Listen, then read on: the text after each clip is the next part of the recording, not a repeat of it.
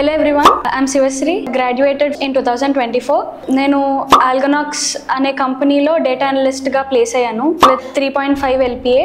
Actually నేను triple E background నుంచి వచ్చాను. సో బిఫోర్ 10,000 కోడర్స్ నేను ఐటీకి సాఫ్ట్వేర్ టెక్నాలజీస్కి అంత అవేర్ కాదనమాట. సో ఆఫ్టర్ 10,000 కోడర్స్లో ట్రైనర్స్ వల్ల చాలా స్కిల్స్ నేర్చుకున్నాను. నేను 10,000 కోడర్స్కి జాయిన్ అవ్వకముందు నేను అసలు ఏ ఇన్స్టిట్యూట్ గురించి రీసెర్చ్ చేయలేదు.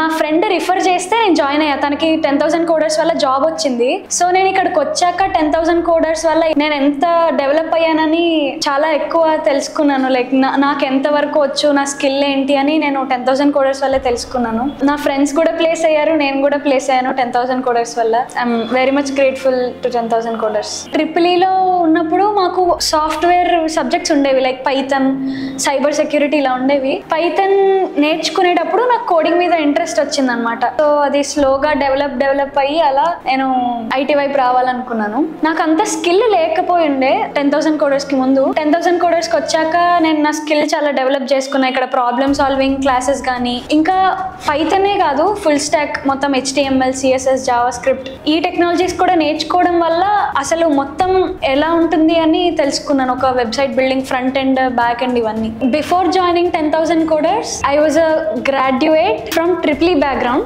ఆఫ్టర్ 10,000 కోడర్స్ నేను ఒక ఐటీ బేస్డ్ టెక్నాలజీస్ లో స్కిల్డ్ పర్సన్ అనమాట. సో నేను చాలా స్కిల్స్ నేర్చుకున్నాను 10,000 కోడర్స్ వల్ల. సో మీరు ఒకవేళ నా బ్యాక్గ్రౌండ్ ట్రిపుల్ ఈ అయినా, ఈసీ అయినా, సివిల్ ఇంజనీరింగ్, మెకానికల్ అయినా మీరు స్విచ్ అవ్వాలనుకుంటే 10,000 coders is the best place. మీరు ఏ బ్యాక్గ్రౌండ్ అయినా మీకు స్కిల్స్ చాలా స్క్రాచ్ నుంచి నేర్పిస్తారు. మీకు ఏమీ రానవసరం లేదు. సో ఈజీగా స్కిల్స్ బిల్డప్ చేసుకోవచ్చు.